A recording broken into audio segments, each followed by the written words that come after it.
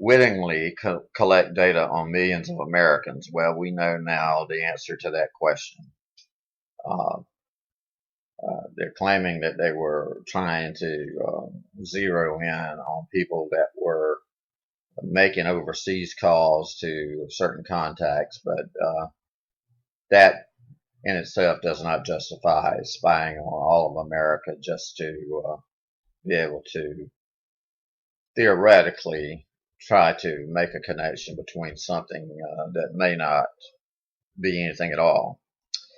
And another news story, and this is by WND.com as well. It says that faith under fire, a teen stuns anti-prayer school with the Lord's Prayer. Crowd goes wild when the defiant valedictorian credits God at graduation. This youngster had,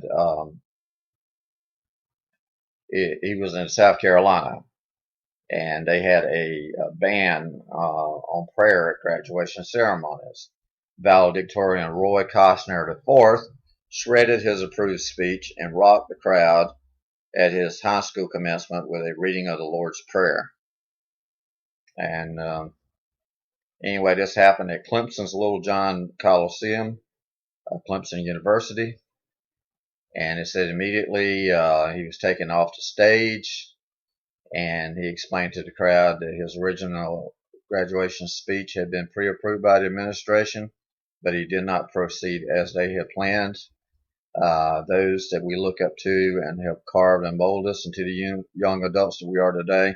I'm so glad that both of my parents led me to the Lord at a young age, he continued to say. And it says the crowd roared with support, and of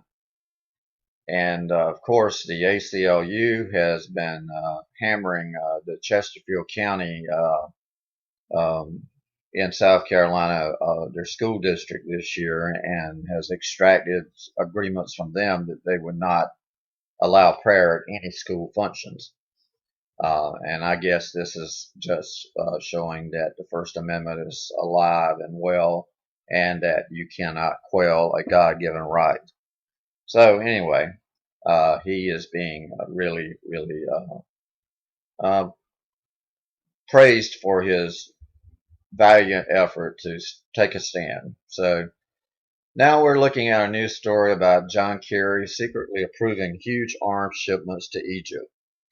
While employees of American NGOs sat in Egyptian prisons, Secretary of State John Kerry quietly waived a law that would prevent the U.S. from sending the Egyptian military $1.3 billion worth of weapons. Congress erupted in anger on June the 4th when the Egyptian court sentenced 43 NGO workers, including 16 Americans, to jail terms up to 5 years for working for NGOs not registered with the government.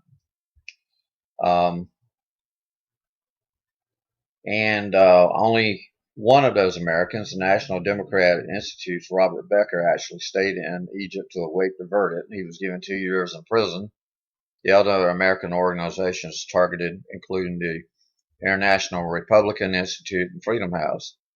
All those organizations have been operating in the open in Egypt for several years before the government raided their offices and forced them to flee the country in December 2011.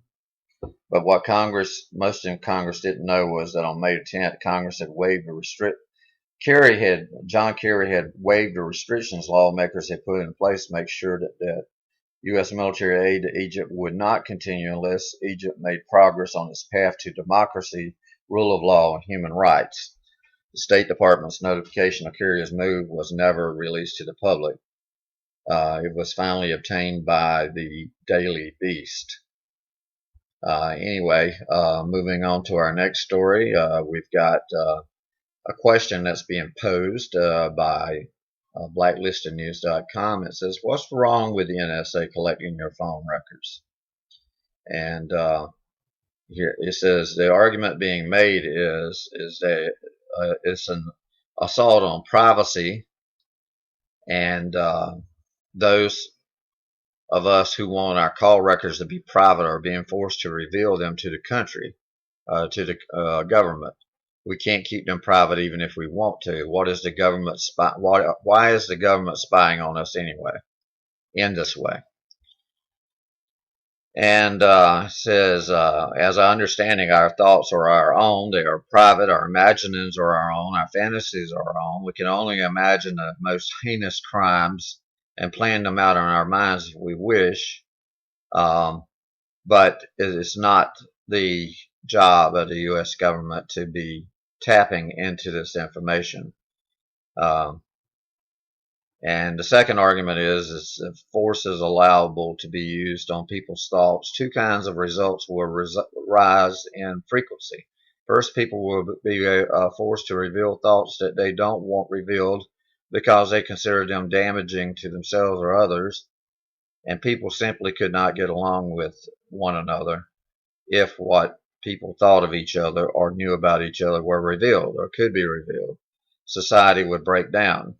Apparently, that is what they were hoping to do. Second, people would be forced to reveal thoughts that they want to be revealed, such as new ideas to go against conventional wisdom. Think of the suppression and persecution of Galileo. Both kinds of results cause cost to the person and society. The right to think and speak and um, the right to think and not speak limit these two costs, and freedom of speech extends to both of those. So anyway, that is in the news. And also, someone is posing a question: is Big Big Data turning into Big Brother?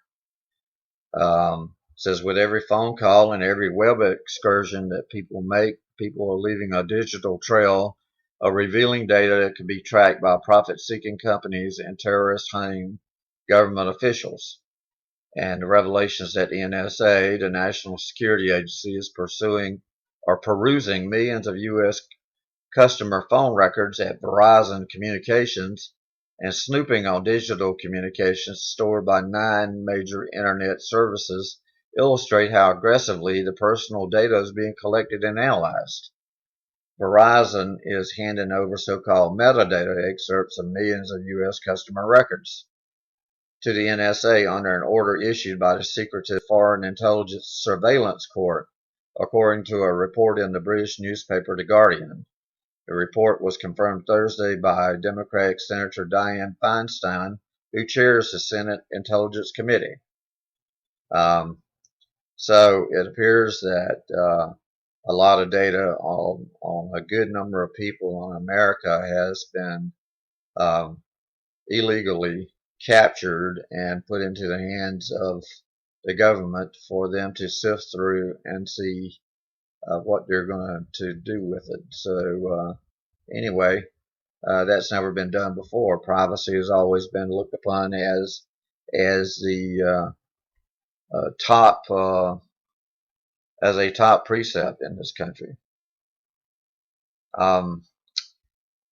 There's one more story on the issue, and it says the NSA is wired into top internet companies' servers, including Google and Facebook. So it says now there's 3 major phone networks, emails, web searches, and credit card transactions. There's nowhere to run, nowhere to hide. These places are going to, unless it's stopped by Congress, the administration has taken strides to pull in data, almost blatantly accusing the American people of being terrorists or being a threat to liberty, where there's no data to support it. Of course, anything electronic can be manipulated, so we can see where that could potentially be a problem. Anyway, we're looking at this, and you got to realize that these things are a part of the formation of the New World Order. First of all, would be to destroy your love for family, God, and country, which is the motto for the Boy Scouts, which were finally forced to accept gay members about a week ago. Now you have a huge assault on personal privacy concerning uh, who you've been talking with and why and when and how for how long. And that information is supposed to be private. It's on a private line. You're paying for the privacy through your carriers, and yet the government is subverting that data and is pulling that in for their own use. So you've got to ask yourself a question. Um, George Orwell published a book back in the 1940s. It was called 1984. And a lot of high schools required their students to learn from this book in the 70s and 80s. I don't know if they went any further than that or not. But no one ever foresaw the day that this could become a reality. But now the technology has allowed the reality of this to happen. That we're in an Orwellian society. The government had what they call double speak, where they would say one thing like transparency and they would mean exactly the opposite. The government would also be able to confiscate or conduct mind control on the masses. They would limit your freedoms as far as what you could talk about and what you could see and so forth. And it's almost like, a dictatorship to a certain degree. Your neighbors think on you, they rat you out, and they get praised for doing so by the government, people that are in power. Well, George Orwell wrote this as a novel, and 1984 came and went, but the Orwellian society did not transpire and did not appear. But now the technology has finally made it possible for this to happen.